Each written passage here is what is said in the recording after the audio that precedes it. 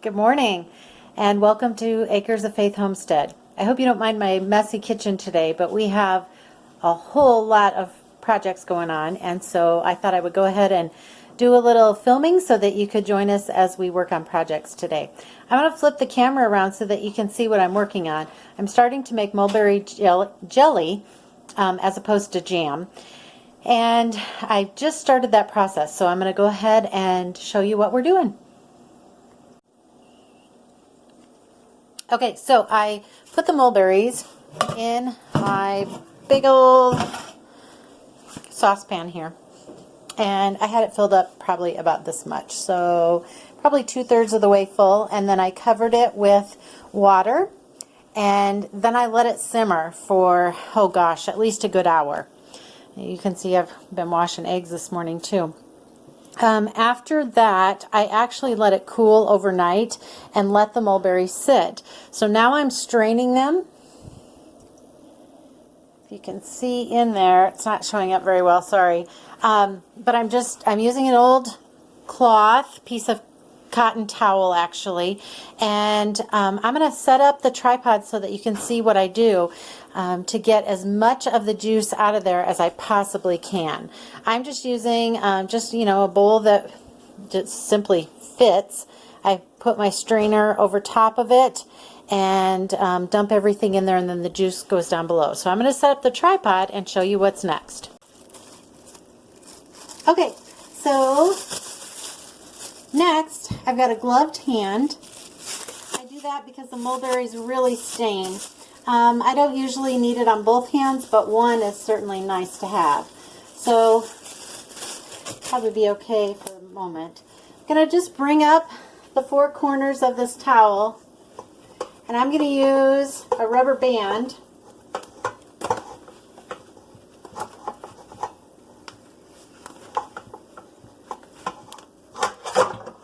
Put around there. Whoops. It's not hurting anything because everything's contained in the towel, so it really doesn't matter.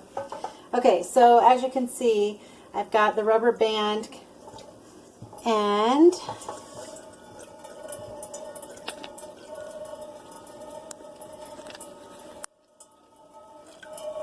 so we're still getting all kinds of juice running out.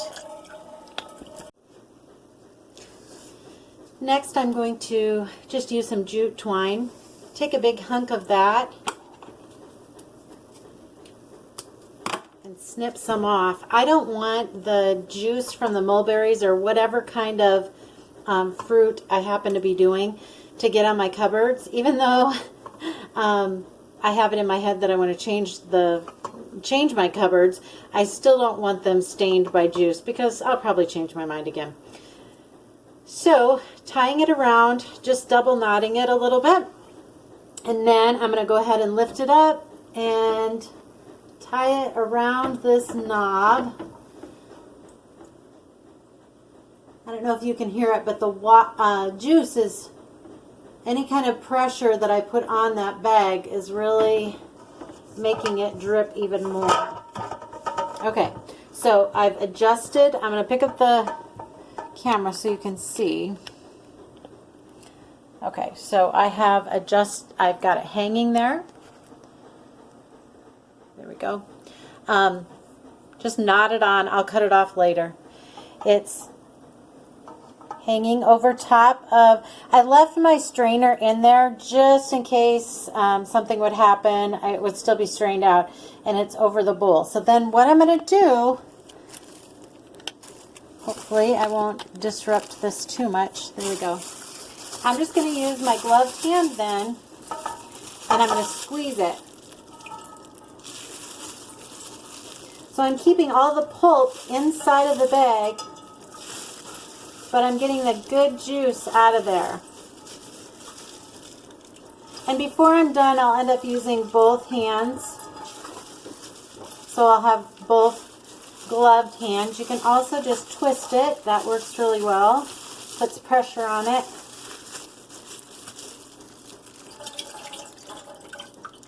And I'll just do that until all of the juice is out of it. Then I'll be ready for the next step to make our mulberry jelly.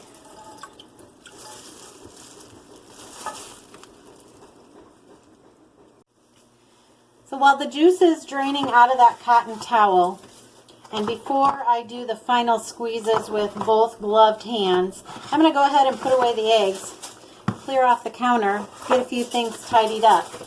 But that'll give gravity a chance to do its job and let some of that just drip down on its own. We want to get every last bit of that good juice out of there that we can. Otherwise, I feel like I'm kind of wasting it. I did a few jars of mulberry jelly last year, but really not a ton, and we gobbled it up. So I want to make sure that I do a couple batches this year. Our neighbors were really generous in telling me that they have choke cherries that we can utilize, and I'm so excited because we have not had choke cherry jelly for a really long time. I cannot wait to make jelly. I'm hoping that they will agree to make jelly with me so that you can see it too and that you can meet them. They are the sweetest people. So Joanne, Brooke, Stan, I hope that you guys are willing to do that. I'm kind of calling you out online here. But hopefully we can make some jelly together, and then we'll be able to enjoy it all together and in our neighborhood, I guess. Luke ran down to the shop and got me some gloves. These are like a heavy-duty vinyl. They're actually you'll find them in the automotive department. My husband likes them because they're heavier. And when I am varnishing things, or especially staining them, I prefer this type of glove. I use a lighter weight one when I'm doing painting and that sort of thing. And when I'm in the house, of course, I use a food grade. But I ran out when I had that glove on my hand earlier. It was the very last one. So I'm going for the heavy duty so that I don't end up with purple hands. And again, I'm just going to show you how I squeeze this with both hands to get out the last of that juice. And it's surprising how much is in there. Elsie's running the camera for me.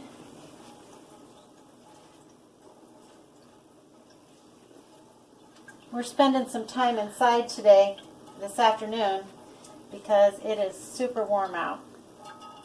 You can come in close with that, Elsie, and show them how much is actually still coming out of there.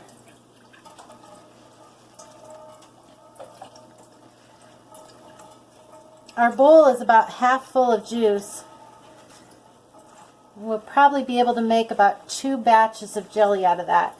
If we don't have quite enough, we can either get some more mulberries, of course, or we could add some grape juice or apple juice, but I would prefer that we just did mulberry if at all possible.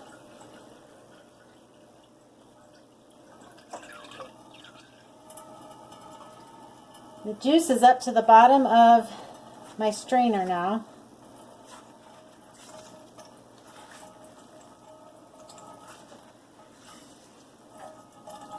Ooh, there we got some. I've squeezed and squeezed on that bag until basically my hands are hurting. At that point, we're done. So I'm going to go ahead and dispose of the berries. I don't like to waste anything, so they'll go to the chickens or the ducks or maybe the pigs, and they'll enjoy those mulberries too.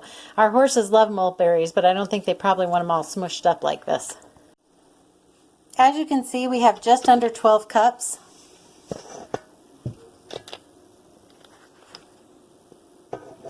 There you can see it. Just under 12 cups of juice, which will make 3 batches of mulberry jelly. So perfect. We'll go ahead and add just a little bit more juice to that, probably grape, and we'll be all set.